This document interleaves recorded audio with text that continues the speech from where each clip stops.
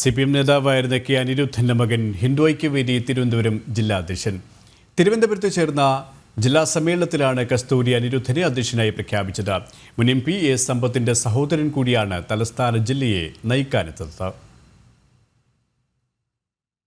പഴയകാല communist നേതാക്കളിലെ പ്രമുഖനും CPM MLAയും CITU അഖിലേന്ത്യാ working committee അംഗവുമായിരുന്ന K അനിരുദ്ധന്റെ മകനാണ് ഹിന്ദു സംഘടനാ പ്രവർത്തനത്തിന്റെ മുൻനിരയിലേക്ക് വരുന്നത്.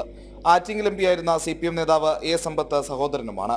തിരുവനന്തപുരം കോട്ടയ്ക്കകം പ്രിയദർശിനി ഹാളിൽ വെച്ച് നടന്ന ഹിന്ദു ഐക്യവേദി ജില്ലാ സമ്മേളനത്തിലാണ് കസ്തൂരി അനിരുദ്ധനെ ജില്ലാ അധ്യക്ഷനായി പ്രഖ്യാപിച്ചത്.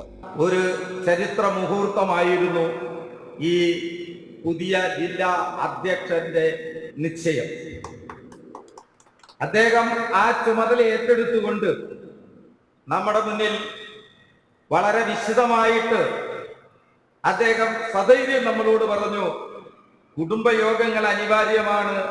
നിങ്ങൾ അങ്ങനെയുള്ള കുടുംബയോഗങ്ങളും കുടുംബ സദസ്സുകളും വിളിക്കുകയാണെങ്കിൽ ഞാൻ ഏത് സമയത്തും നിങ്ങളുടെ അടുക്കിലേക്ക് വരാം, നിങ്ങളോടൊപ്പം വരാം.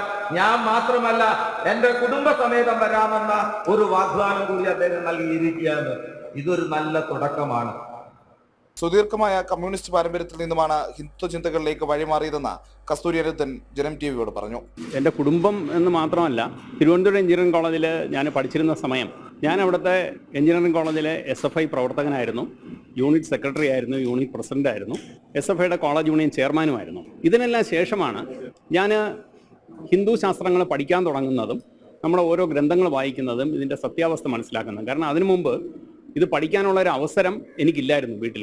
അപ്പോൾ അച്ഛൻ കമ്മ്യൂണിസ്റ്റുകാരനായിരുന്നു, ആദ്യകാലത്തെ കോൺഗ്രസ്സുകാരനാണ്. അത് കഴിഞ്ഞ് കമ്മ്യൂണിസ്റ്റായി, അത് കഴിഞ്ഞ് CPMലേക്ക് പോയി. തിരുവനന്തപുരം ജില്ലയിലെ ഹിന്ദു ഐക്യവേദിയുടെ പ്രവർത്തനങ്ങൾക്ക് അടുത്ത ഒരു കൊല്ലം നേതൃത്വം നൽകും. തിരുവനന്തപുരം ജില്ലയിൽ നേതൃത്വം കൊടുക്കാൻ വേണ്ടിയുള്ള അതിൻ്റെ കമ്മിറ്റി, അതിൻ്റെ അധ്യക്ഷനായിട്ടാണ് എന്നെ ഇവിടെ ഈ സമ്മേളനം തിരഞ്ഞെടുത്തിരിക്കുന്നത്. ജനം, തിരുവനന്തപുരം.